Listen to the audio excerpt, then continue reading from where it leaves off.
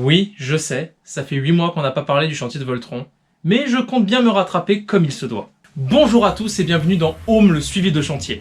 La dernière fois nous nous étions laissés à cause d'un fâcheux problème de caméra sur le nom de la nouvelle grande montagne russe d'Europa Park, Voltron Nevera.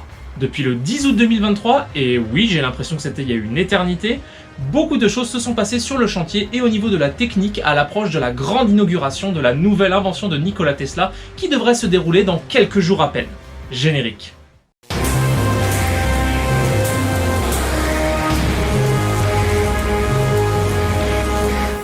Comme lors des 4 épisodes précédents, nous avons abordé en majeure partie le gros œuvre et le montage de la montagne russe. Nous allons aujourd'hui aborder les petits détails qui font la magie et l'intégrité de la zone, ainsi que la partie technique que nous n'avons jamais abordée encore jusque-là.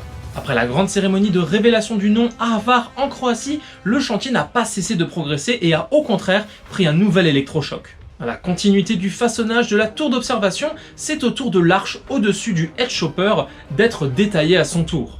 Vous ne savez pas ce qu'est un head chopper, vous dites? Laissez-moi remédier à ça. Un head chopper, ou coupe-tête en français, et oui, ça fait rêver, est un élément de montagne russe visant à faire inconsciemment baisser la tête des visiteurs à cause de la proximité d'un élément au-dessus du rail par rapport à la tête du visiteur.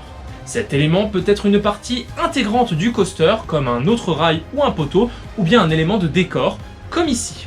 Après cette petite explication de jargon parconautique, revenons-en au quartier croate. Pour fêter la sortie au cinéma 4D de Voltron 4D, le court-métrage de 12 minutes présenté plus tôt dans l'année lors de la conférence de presse 2023, une soirée spéciale a été organisée devant la façade principale de l'attraction, regroupant de nombreux invités de marque.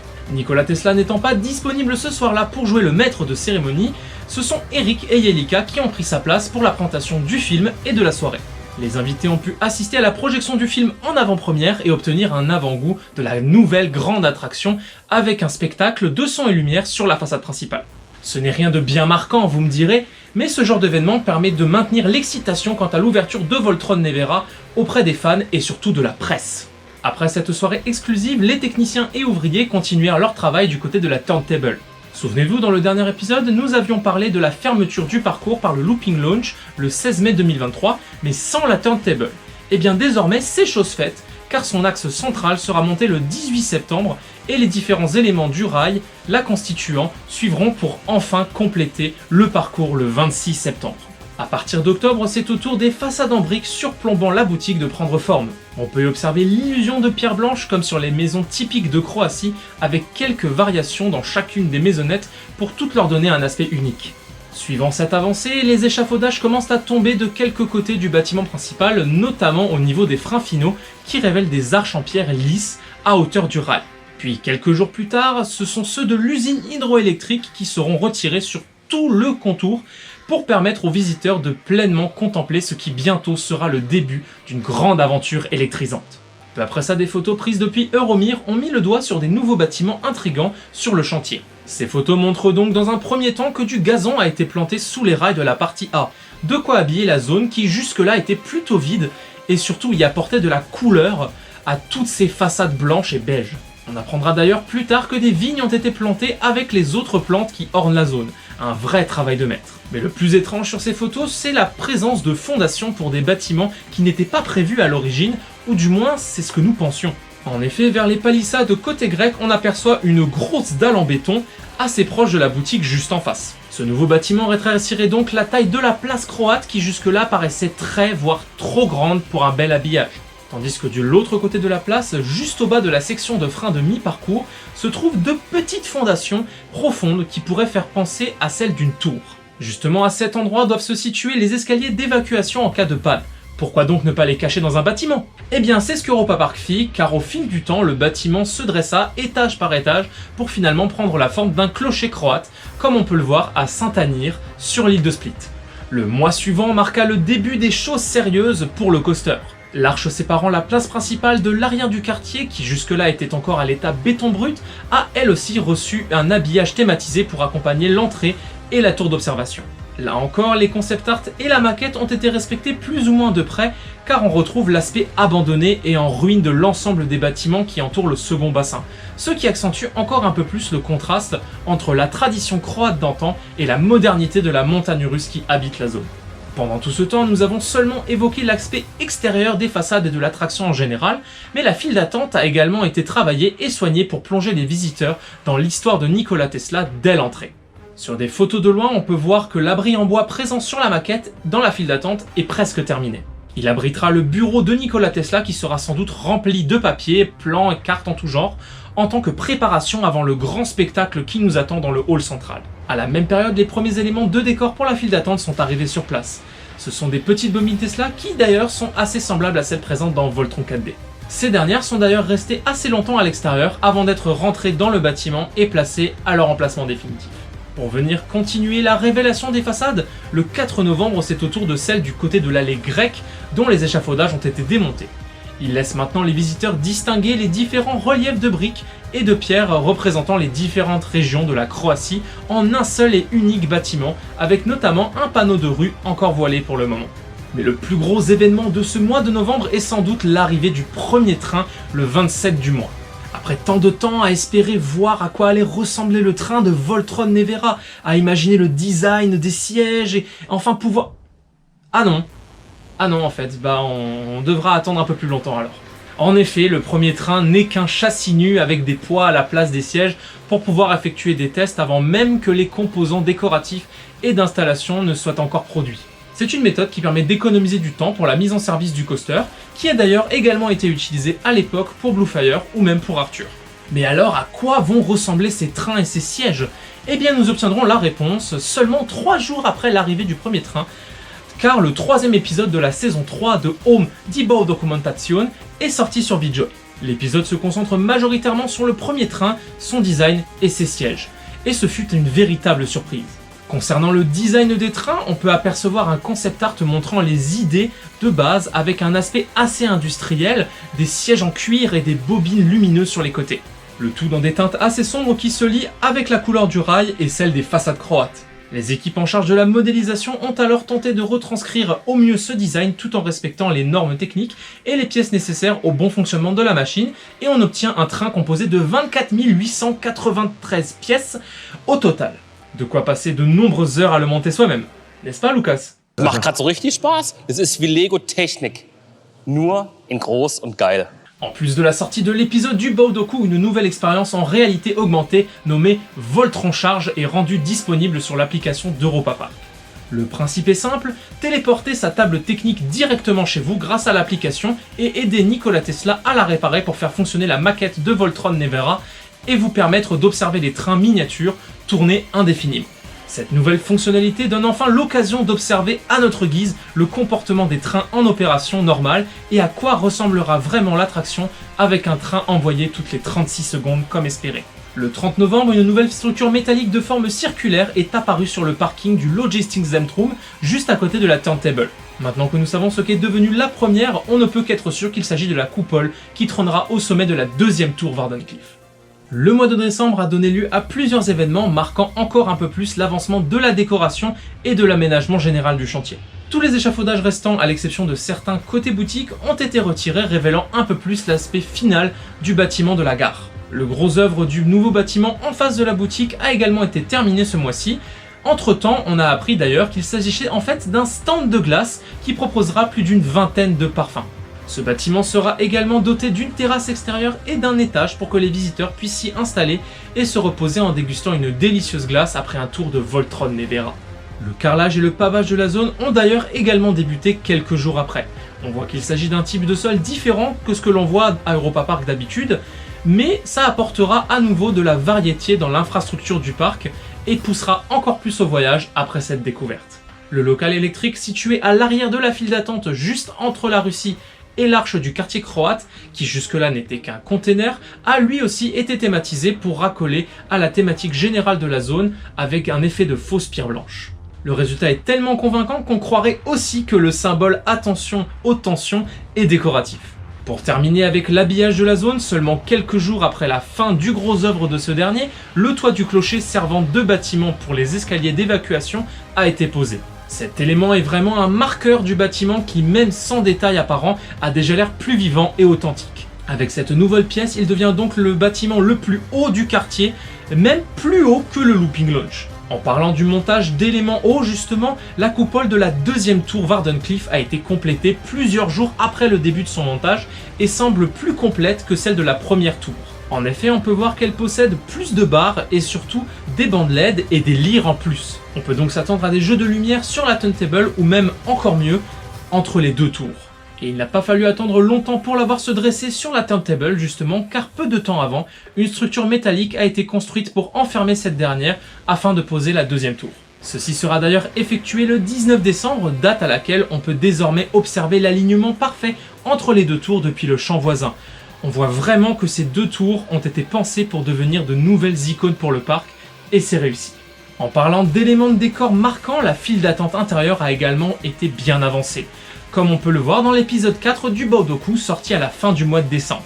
Dans les prochaines minutes, je vais montrer des images de l'intérieur de la file d'attente. Alors si vous souhaitez ne pas vous faire spoil, vous pouvez suivre le timecode ci-dessous pour continuer le visionnage de la vidéo. Pour ceux qui sont restés, je vous rassure, pas grand chose à montrer. Dans cet épisode, Lucas et Patrick nous emmènent dans le hall principal de la file d'attente où l'on peut voir des murs en briques s'élever jusqu'à une grande hauteur sous plafond. La gare quant à elle est visible depuis le contrebas de la file d'attente et son dessous est habillé de grandes poutres en métal pour garder le tout dans son contexte rétro-futuriste. Le plus intriguant en revanche est ce grand trou présent dans le mur du fond de la salle. On dirait qu'il abritera peut-être une balustrade ou même un écran qui montrera Nikola Tesla tester ses différentes inventions et déclencher des effets réels dans la salle. Un peu comme la projection des hiboux dans la file d'attente de Voletarium par exemple. Nous n'en savons malheureusement pas plus sur cet effet, mais je pense qu'il faudra attendre l'ouverture officielle pour le découvrir par nous-mêmes. Dans ce même épisode, les premiers tests du train à nu ont également été évoqués. Ce dernier s'est produit dans la nuit du 14 au 15 décembre et a donné un aperçu de la puissance des launches de la partie B à toutes les personnes qui ont visionné cet extrait. Le voici.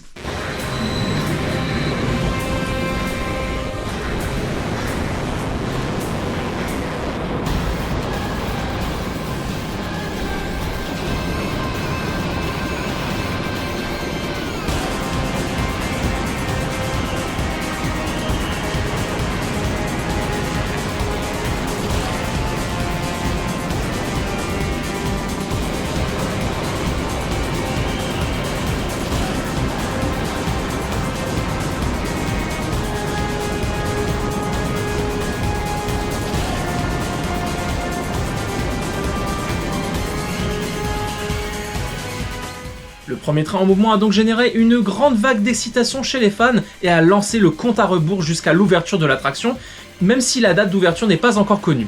Mais ça ne saurait tarder. Le mois de janvier marque le début de la nouvelle année et surtout l'année de l'ouverture de Voltron Nevera. Et même si les fêtes de fin d'année viennent de passer, pas question de se reposer pour les équipes du chantier qui ont recommencé à travailler seulement quelques jours après le début du mois. La coupole de la première tour a été retirée quelques jours avant la fermeture du parc pour sa saison 2023 afin de lui ajouter les équipements manquants par rapport à la deuxième tour qui a été posée quelques semaines auparavant. Pour encore améliorer cette tour, des barres diagonales ont été ajoutées sur la structure au-dessus de l'entrée pour suivre l'angle de la tour. Cette structure avait d'ailleurs fait débat lors de sa pose l'été dernier, jugée comme trop cubique ou même comparée à une lampe de chevet sur une table basse. Ce problème fut ainsi réglé depuis le 5 janvier, date à laquelle l'illusion est quasi parfaite quant à la courbe de la tour.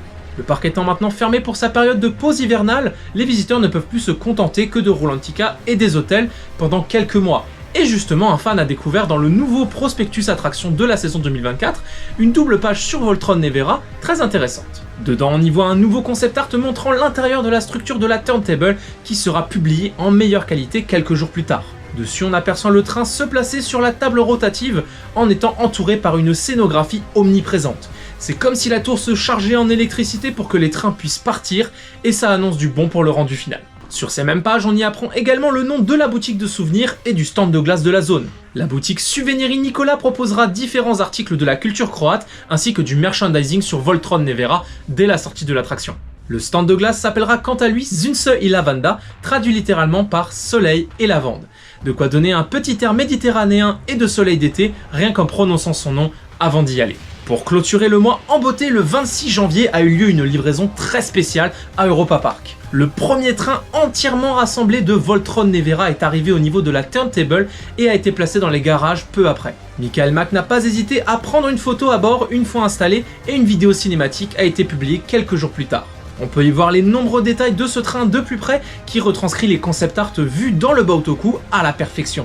Les sièges à l'aspect cuir ont des fausses coutures ultra réalistes et étant en format taille large, un peu comme la dernière rangée des sièges de Bluefire, permettront à des personnes de gabarit plus importants de s'installer à bord de tous les trains et de tous les sièges de Voltron Nevera sans avoir à forcer sur la lap bar. Les couleurs sombres et l'aspect machine d'usine est vraiment très réussi et est une parfaite illustration du concept art à la réalité. Un vrai bijou que les fans s'empresseront de partager sur toutes les plateformes. Février sera le théâtre des premiers tests du train complet et s'effectueront seulement 10 jours après son arrivée au parc. Ce dernier a été envoyé vers la gare puis renvoyé vers la turntable le lendemain afin d'effectuer des tests de portance sur la turntable. En parlant de la table rotative justement, des plaques métalliques sont peu à peu installées sur la structure qui l'englobait pour bientôt entièrement la fermer et s'approcher toujours un peu plus du concept art vu dans le prospectus attraction. De l'autre côté du chantier, les premiers tests de lumière ont été effectués sur la tour au-dessus de l'entrée. Les bandes LED sur les tiges métalliques donnent l'impression que la tour est en train de se charger en électricité et les lyres simulent des éclairs jaillissant dans toute la zone. L'animation du quartier croate va vraiment être une folie. Juste en dessous de la première tour, l'enseigne d'entrée de Voltron Nevera a été posée devant l'usine hydroélectrique. Ses pylônes en forme de bobine et son panneau central métallique suivent la charte graphique de l'attraction et retranscrivent à la perfection l'ambiance générale du tout. Une grande réussite encore une fois. La cerise sur le gâteau de ce mois de février est que la date du 19 sera également gravée dans l'histoire du parc. Pour la première fois, ce ne sont pas des mannequins qui ont embarqué à bord de l'attraction, mais la famille Mack et leurs proches. Dans des vidéos embarquées, leurs réactions ont d'ailleurs été filmées, et voici un extrait. Ja, intensiv, aber genial. Also richtig tolle Fahrt. Also unsere Gäste können sich auf was richtig Geniales freuen. Also die Bahn hat wirklich Wumms. Also viel Spaß.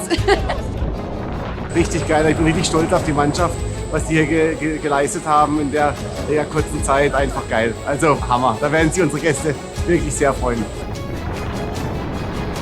Das Beste an der Fahrt war für mich diese vielen Airtimes, die einfach so toll gerechnet sind, dass man einfach geflogen ist. Ja, ich konnte so oft die Hände locker lassen.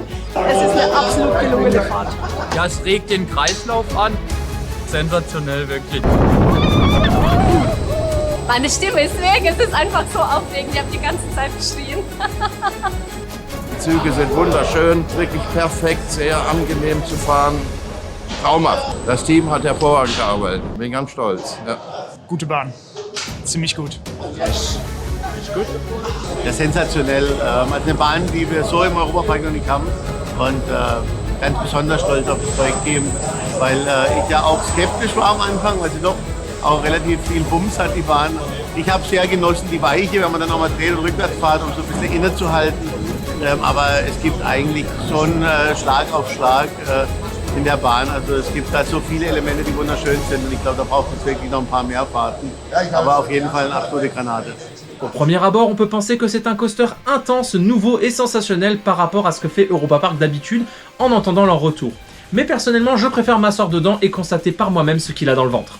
Alors que la réouverture d'Europa Park pour sa saison 2024 approchait à grands pas, le 16 mars, la Cloudfest fut organisée sur place. Les participants et les visiteurs de cet événement pouvaient alors profiter des allées vides du parc avec quelques attractions ouvertes, mais également la possibilité de voir les avancées du chantier de Voltron Nevera depuis l'intérieur du parc.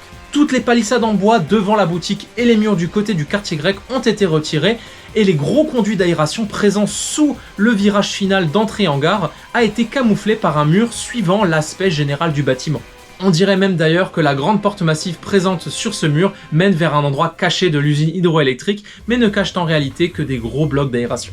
Comme les palissades sont tombées de ce côté, l'intérieur de la boutique Souveniri Nicolas est également bien visible. On peut y apercevoir à travers les vitrines de multiples étagères qui accueillent déjà quelques objets de merchandising et au niveau de l'architecture, des voûtes dans le fond avec même la forme de la Croatie en briques, un joli clin d'œil. Quelques jours plus tard dans la même boutique on apercevra les premiers vêtements à l'effigie de Voltron Nevera. Contrairement à ce que fait Europa Park d'habitude, on distingue un design très sobre et appliqué sur des couleurs qui rappellent celles des façades et des bâtiments environnants. Ça donne donc un bel espoir pour la suite des produits dérivés dans la gamme de merch de Voltron et même pour les futures nouveautés. En même temps que ces observations dans la boutique, on remarquera à travers les palissades restantes qu'un nouveau bâtiment a été construit derrière le stand de glace et qu'il s'agirait en réalité d'un hall d'exposition sur les inventions croates nommé Croatian Inspiration. Ce hall exposera donc les mêmes inventions et même de nouvelles par rapport au Dôme des Rêves qui servait de preview center à Voltron Nevera en 2023. Sur la place, on voit que tous les lampadaires ont été posés, que le pavage est terminé et que la tourelle présente sur les concept art est en construction et de peaufinage. Cette dernière sera placée sur le toit du bâtiment pour compléter l'angle avec les façades traditionnelles au premier étage de la boutique, pour toujours plus se rapprocher des dessins de concept. Peu de temps après la Cloudfest, l'application du parc ainsi que le plan numérique sur le site d'europapark.de ont été mis à jour. On peut désormais y voir le quartier croate ainsi que les boutiques et les lieux marquants du quartier dont on a déjà parlé, mais également deux autres détails qui n'ont pas été évoqués précédemment. Au fond du quartier, vers le côté reculé du village, on note l'emplacement d'un nouveau snack sous forme de container nommé Snack Sebapčići, qui proposera visiblement des pains remplis de boulettes de viande typiquement croates, comme le dit le nom de ce dernier. Dans un deuxième temps, on remarquera également un nouveau point d'observation du côté du glacier Zunsoy Lavanda, parlant d'un animatronique Tesla. Pour en savoir plus, faisons un petit saut dans le temps jusqu'au 21 mars, jour de conférence de presse de la réouverture du parc pour sa saison 2024. Lors de cette conférence, comme tous les ans, la famille Mac a évoqué le nombre de visiteurs, la gestion des équipes, la rénovation des infrastructures et bien évidemment les nombreuses nouveautés de la saison. Comme depuis la saison 2023 à nouveau, la vidéo nouveauté a été diffusée en tout début de conférence et commence ses points forts par le quartier croate. Comme nous avons déjà parlé des détails principaux en long, en large et en travers tout au long de cette série, je vais passer au point qui nous intéresse le plus, l'animatronique de Tesla. Ce dernier a été créé en collaboration avec la société Veta Workshop, qui a notamment travaillé sur des expositions et des animations sur des créatures mystiques et légendaires telles que des gobelins ou des trolls. Les images dans la vidéo montrent un mécanisme inédit pour les animatroniques d'Europa Park, contenant plus de 60 moteurs et 2000 pièces détachées. Ce personnage animé sera présent à l'une des fenêtres du bâtiment juste à côté de Zunsoy Lavanda, mais ne sera mis en marche qu'à partir de la saison estivale, sans connaître de date précise. Nous devrons attendre encore un peu avant de pouvoir rencontrer Nikola Tesla en personne. Avant que la conférence ne se termine, c'est au tour des journalistes de poser des questions et une personne présente dans le public à ce moment a justement fait une intervention très pertinente. Je vous laisse visionner l'extrait. Et maintenant, on va passer aux questions-réponses. Questions-réponses dans le public. Oh, Herr Dr. Mack, Sie haben eine Frage? Roland Mack, vous avez une question? Ich würde Ihnen das Mikrofon... Alors, il vous faut un micro, Roland. Il te faut un micro. Est-ce que j'ai le droit de dire quelque chose? Eh ben, l'ouverture de Voltron, c'est quand? C'est ça la question. Avant que les journalistes me posent la question, je vais vous répondre tout de suite. Est-ce que j'ai le droit de le dire, là? Bah, je sais pas, moi, c'est toi le chef, hein? Alors, l'ouverture de Voltron, ça, c'est une date importante. C'est le 24 avril, le 24 avril, conférence de presse, le 24 avril, la conférence de presse, et le 26 avril, les fans vont pouvoir découvrir Voltron, ce nouveau roller coaster. Nous espérons que donc sur le week-end, ça va, les gens vont pouvoir passer plus calmement, mais j'imagine qu'il va y avoir pas mal de fans qui vont venir pour le 26 avril, l'ouverture de cette attraction. Vidéo, c'est parti. C'est parti. Oui. T'es prêt? Bien sûr. Naturellement.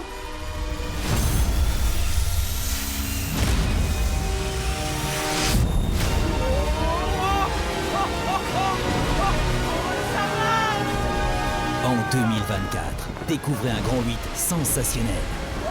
Avec 7 inversions, 4 accélérations et le lancement catapulté le plus raide du monde.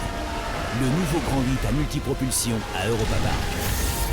Voltron Nevera, powered by Rimac.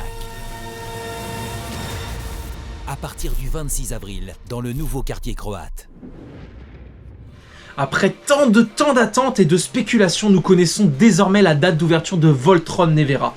Autant vous dire que dès que j'ai entendu ça, j'ai directement réservé mon billet sur mon Resort Pass. Le compte à rebours était donc officiellement lancé. Voltron allait ouvrir ses portes dans 36 jours. Tout le monde s'est donc mis à compter les jours et à regarder son calendrier pour savoir quand est-ce que chacun pourrait enfin monter à bord de cette nouvelle montagne russe légendaire. Après cette grande annonce, les jours semblèrent tous plus longs les uns que les autres et le mois d'avril laissa place à l'ajustement et à l'ajout de petits détails qui viendront embellir la zone une fois terminée. Les volets ont enfin été montés sur les différentes fenêtres de la façade principale, comblant ainsi la couche de béton encore présente jusqu'à là, derrière les fenêtres sans vie auparavant.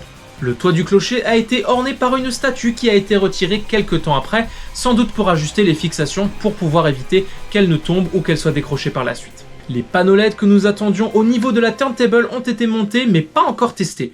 Une part de mystère plane donc encore sur cette scénographie qui s'annonce très impressionnante. La structure de la deuxième tour a d'ailleurs eu le droit à une couche de peinture et ferrouille pour encore plus accentuer l'aspect délabré des deux tours, comme si elle venait d'être remise en service après être restée à l'abandon pendant plus de 150 ans.